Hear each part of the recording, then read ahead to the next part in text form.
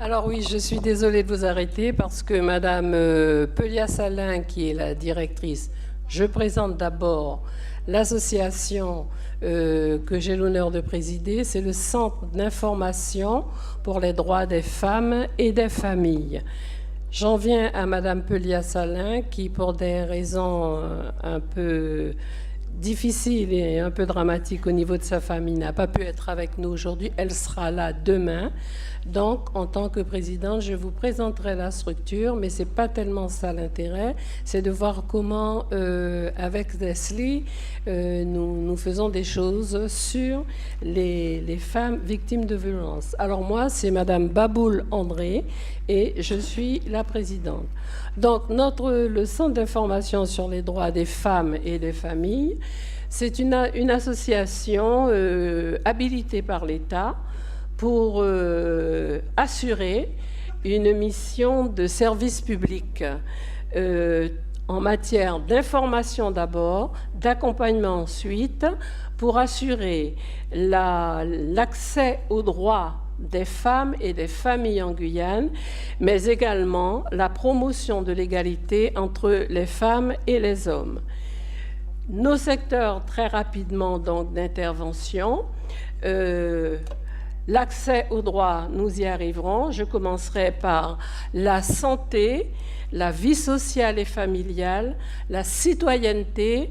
Une petite parenthèse, cette citoyenneté, justement, nous permet d'intervenir, et nous y sommes en plein depuis bientôt 3 ans, sur le suivi et une campagne de lutte contre l'addiction à l'alcool des jeunes.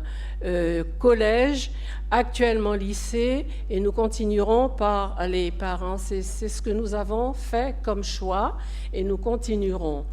À côté de cela, nous avons donc l'insertion et l'emploi, parce que le but est de permettre aux femmes qui sont en majorité dans une situation précaire énorme, qui ont d'autres difficultés parce qu'elles ne sont pas francophones,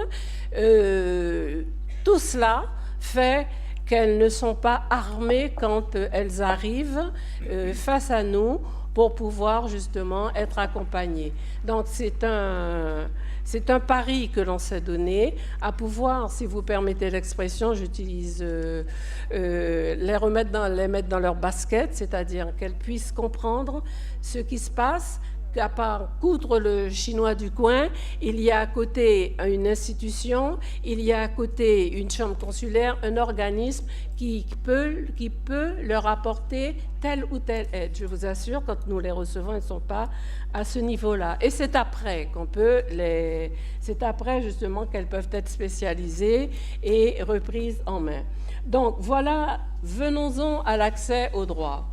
Nous venons à l'accès aux droits, et l'accès aux droits, le droit de la famille, donc les divorces, unions libres, filiation, pension alimentaire, autorité parentale, droit de garde, logement et biens.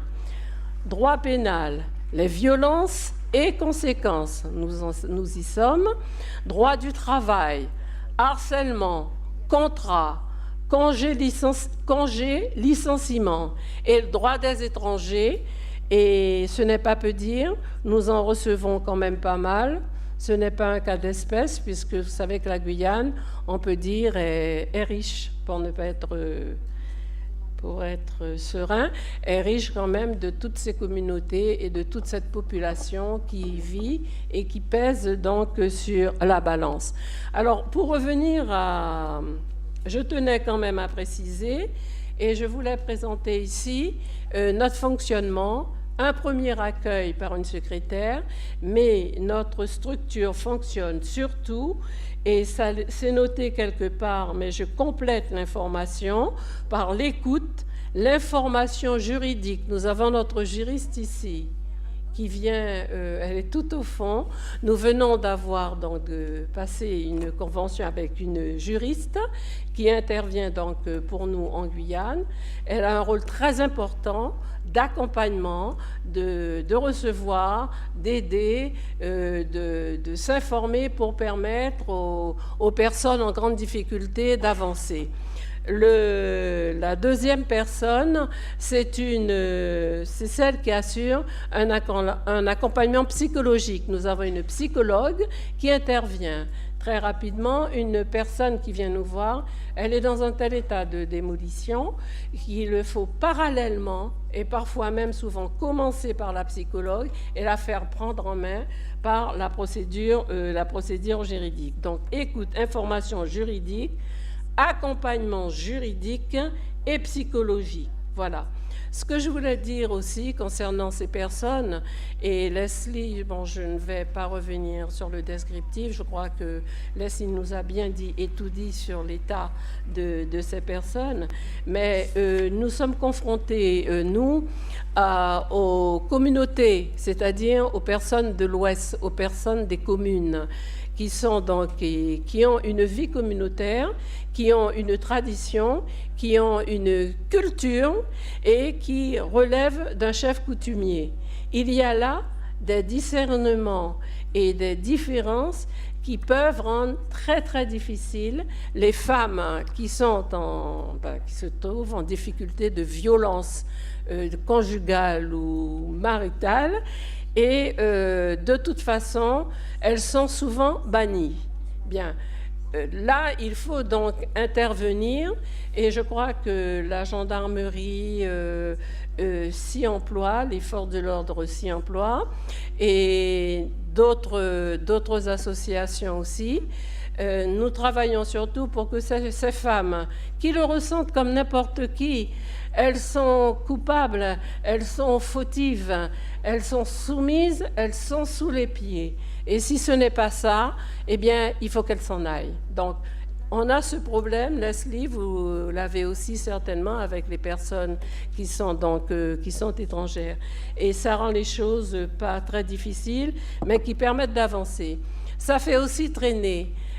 Souvent, les plaintes portées, ce sont des réflexions que nous avions entendues à l'époque où justement il est dit que la gendarmerie et la police ne les accueillaient pas parce elles portaient les plaintes, ensuite elles les enlevaient, elles les portaient à nouveau. Je peux vous dire que nous pouvions aller jusqu'à 6 ans avec une femme pour finir par qu'elle comprenne qu'il fallait qu'elle continue le processus. Donc une personne seule ne peut pas le faire.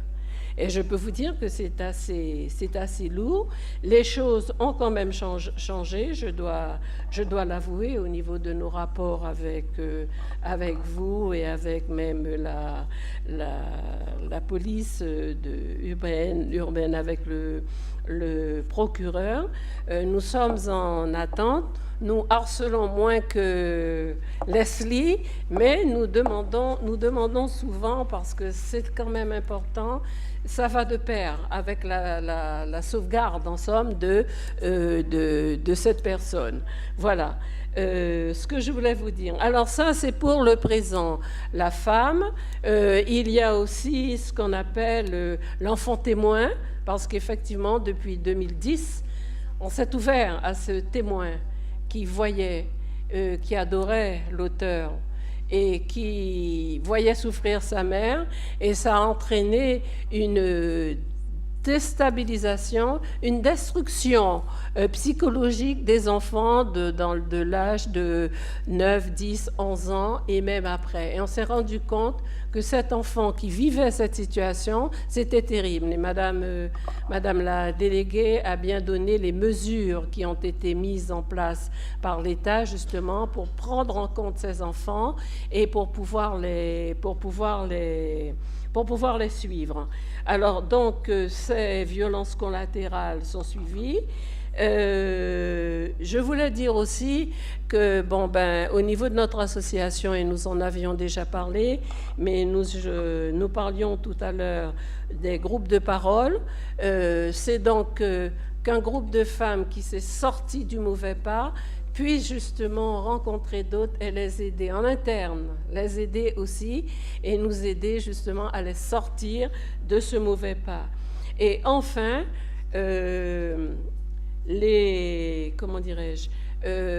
savoir, ce mal, il est là. La femme le vit, L'enfant le vit, le mari en est l'auteur.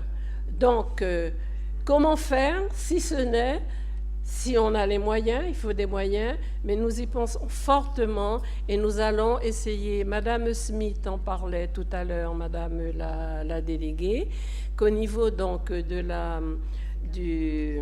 rectorat, que les enfants soient pris en main pour par des je dirais des jeux ludiques, non, des communications ludiques, leur faire comprendre que le petit garçon n'a pas besoin du bazooka, il n'a pas besoin d'insulter la fille, même s'il l'entend à la maison, mais ça n'est pas...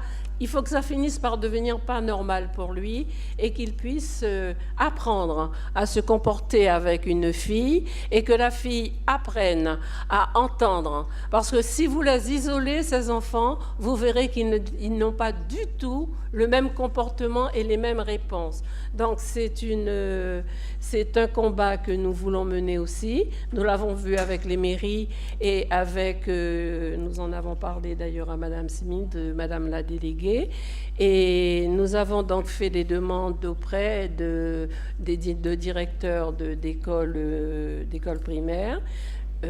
Certaines réponses ont été faites. Si vous voulez, on ne peut pas tout faire, mais ça permet d'avancer plus ou moins. C'est du moins plus ou moins un peu notre point de vue, avec bien sûr l'aide de la DGSCS. Je terminerai par Madame notre médiateur pénal, et je crois que Madame Achille Rocher, qui a été d'ailleurs la première avec l'AAV, une ancienne association, à s'occuper des femmes victimes de violences.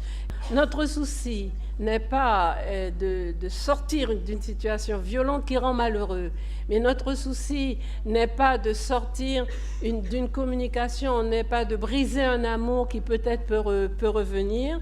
Et vous intervenez bien là, madame, puisque nous vous appelons, c'est la communication et c'est la possibilité qu'il y a donc d'être en médiation avec le couple au niveau conjugal.